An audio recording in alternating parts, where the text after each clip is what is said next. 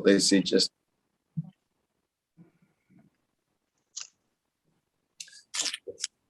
welcome back to week 2, Sports and the Law, examining the legal evolution of America's 3 major leagues. These are the updates to chapter 2 of the book.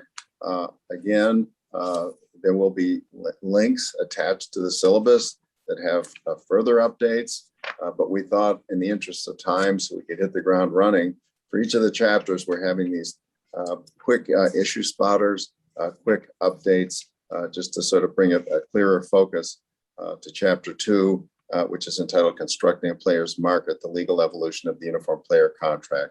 This is the bridge from chapter 1, Commissioner's Authority, to the baseball trilogy in chapter 3. And Erin has been so kind as to put together this script, Erin Savoie, and has done a terrific job of it. So without further ado, we've got under chapter 2, non-football injury, Erin, and also it's page 65, so we know how this corresponds. This also goes into chapter 6 a little bit, which we'll get to later, but it was a good catch on your part. And why did this catch your eye, as well as the Zach Wilson one, Erin, as being updates to the UPC chapter that's seminal to understanding the rest of this course? So the NFL player, the NFL examples that I had were Jawan James for his non-football injury, which it appears that he actually tore his tendon while working out away from the Denver Broncos team facility. And this has been a point of contention between the NFL and the players about whether or not to designate injuries received during workouts as non-football injuries, which means that the NFL does not have to pay James his full base salary while injured. And this is a season-ending injury for him. So that's been an interesting point of contention that's already sparked some issues in the league this year. And then Zach Wilson was an interesting holdout that we had this year from the 2021 draft, who all the way into July was not under contract yet. And that was because of a disagreement over offset languages in his contract. And offset language is basically about guaranteed money, and it favors the team to include it, but it favors the player to not include it. And Wilson held out until very, very late in July to try and not include offset language in his contract. And it turned out that they included it, but that he did not have a deferred signing bonus. So that was another interesting case for this year. Terrific. And now we go into crypto. Wow, this guy had some foresight, at least today, maybe tomorrow. His Bitcoin might not be worth as much, all depends, but take us through that one. Really good catch again on your part. Yeah, so this was taken from an article in February. So Bitcoin was at an all-time high back in February, which it's no longer. But back in February, the highest paid player in the NFL was offensive tackle Russell Okung from the Carolina Panthers. And that's because in December of last year, he negotiated for half of his salary to be paid in Bitcoin, meaning that just by changing the type of money that he received rather than just US dollars, he, in February, when Bitcoin spiked, was the highest paid player in the league. Really good catch.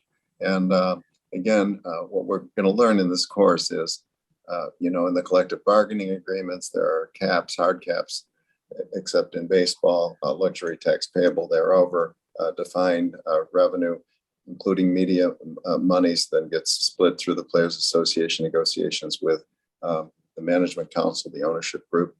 And we thought it was an important introduction here at stage 2, module 2, chapter 2, to highlight how these media deals really define how much each team will have to pay. And go ahead, take us through your update there for the salary cap updates, and this will correspond to page 79 in the book. Right. So the NFL and the NBA both have salary caps, which are based off of league revenues. And so that's been largely in flux over the past couple of years with the coronavirus affecting league revenues so badly. So it was interesting this year when the new salary cap ceiling, which is different than the salary cap, which will officially be set after the season ends in February. The new ceiling was set at nearly $30 million more than last year. So at 208.2 million, the NFL is anticipating that new media deals and the return of fans to the stadiums is really going to create a spike in revenues that's going to allow the salary cap to increase this year. Thanks. And we'll watch that same evolution across each of the leagues with the media rights, as each of those deals is done, both domestically, internationally, continue to ascend. Live TV, right? It's the eyeball sticking to games. And when we get into sports gambling, sports betting, people, betting on every pitch of every baseball game, it seems anymore, that helps drive the media rights. So thanks for that catch. Again, just a quick introduction to how media rights tie into the uniform player contract, how much can be spent on any one player, how much can be spent on the total number of players under contract, and what happens if you exceed the cap in baseball and the luxury tax, which is going to be heavily negotiated in the next negotiation with the MLB and the MLB Players Association. And we'll get into that in chapter 3. But take us back through MLB, Erin. Another good catch. This is page 55 and onwards for granular detail, but a really, really interesting case you've brought to our attention. So thanks for that, and take us through it, please. Yeah, so this was one I was watching closely as a diehard Vanderbilt fan. And unfortunately, this year, drafted 10th in the overall draft was Kumar Rocker out of Vanderbilt. And the New York Mets did not sign him prior to the deadline to sign their draft picks. And that was because a lot of players before the draft, if you're selected for a pre-draft MRI program and you choose not to partake, then you still have to have physical examinations, of course, by whatever team drafts you.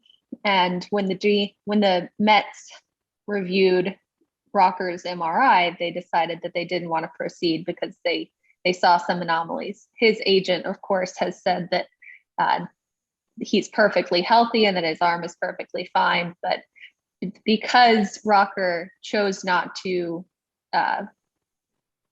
do the pre-draft MRI, which would have made his results available to all 30 teams, the Mets now receive a compensation pick and do not have to pay 40% of Rocker's bonus to get that compensation pick in next year's draft.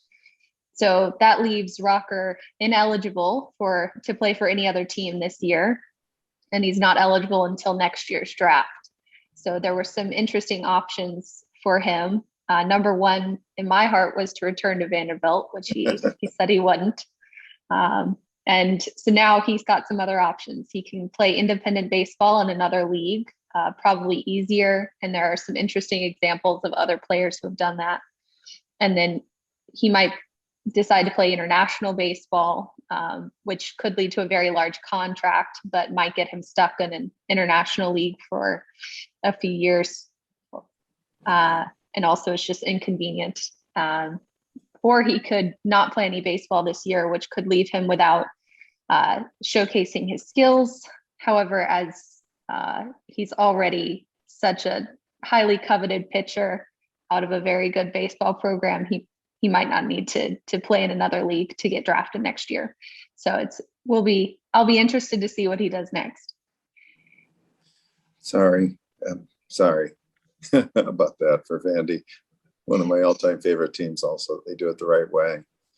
Now, this one is a good bridge that you brought to us from chapter 1 to chapter 2, Erin, and it sort of melds how the team and league discipline, MLB and or the team, and how the impact of discipline it results in these terrible aggravated assault, strangulations, misdemeanor battery.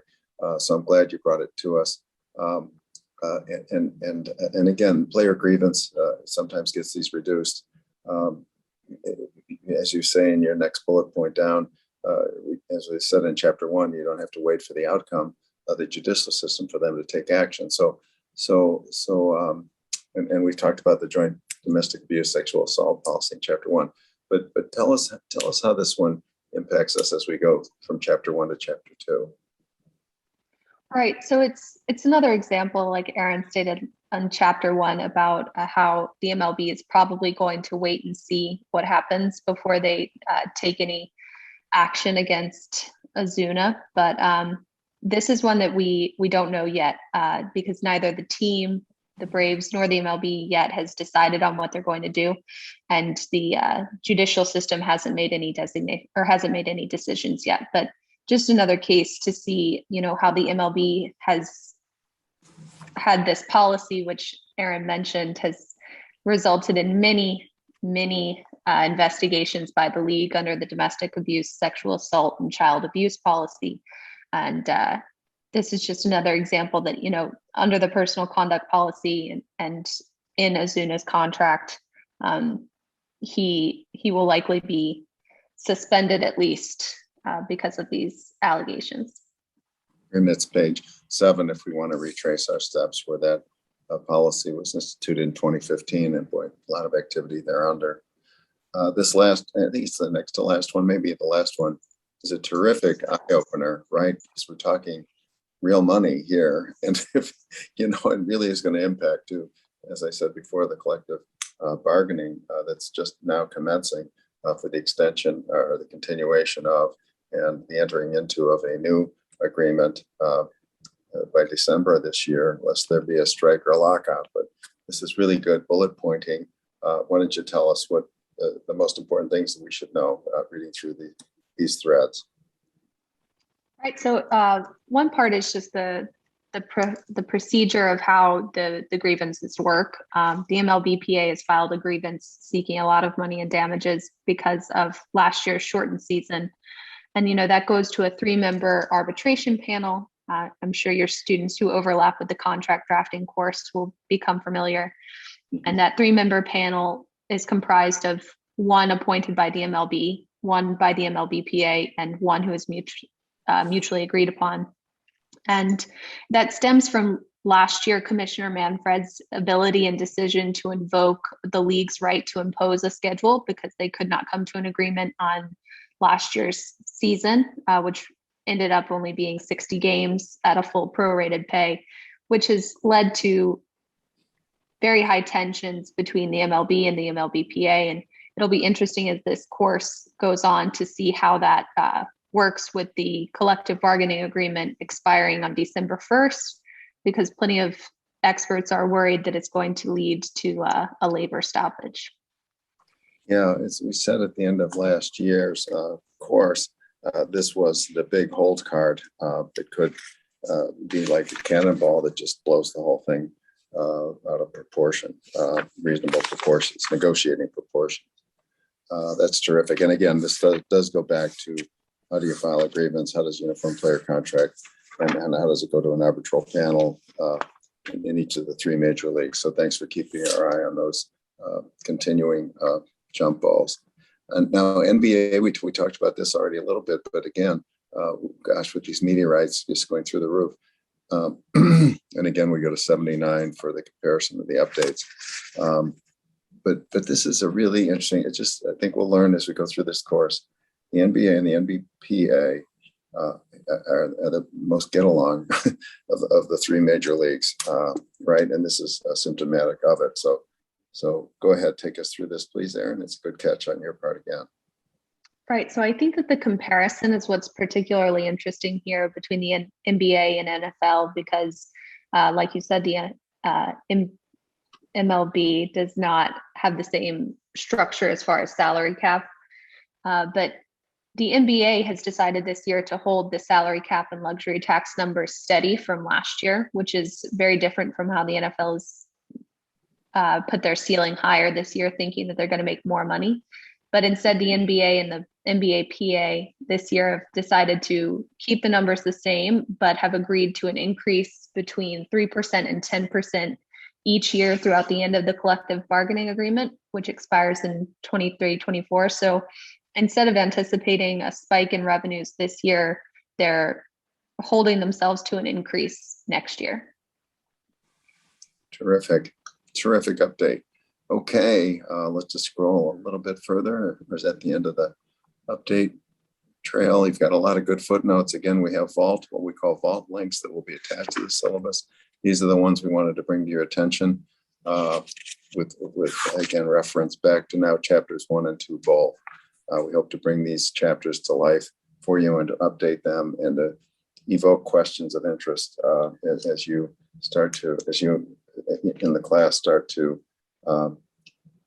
have questions, and we'll have guests, and you'll be sending in questions for our guests who are going to be on top of each of these issues, and we'll go through them with you, and certainly during any office hours or sidebars, if anybody wants to write any particular independent writing projects like so many students have in the past, that's something we're going to want to pay attention to too as we go forward in the course. But Erin, anything else on chapter 2 before we move along and let Ellie take over on our chapter 3 updates? That was all I had. Terrific. Really well done. Thank you for it. And we'll sign off and sign back on for the chapter 3 update shortly. Thank you.